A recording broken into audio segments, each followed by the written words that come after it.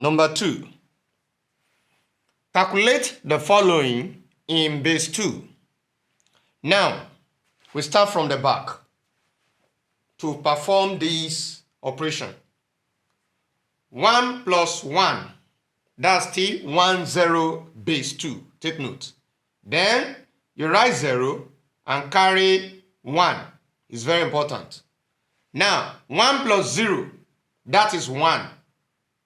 Plus 1, that is 1, 0, base 2. Then, you write 0 and carry 1 also. 1 plus 1, what will you have? 1, 0, base 2. Plus 0, that's still 1, 0, base 2. So, we write 0 and carry 1 also. Now, 1 plus 1, that is 1, 0, base 2. Plus 1, that is 1, 1, base 2. So we write 1 and carry 1.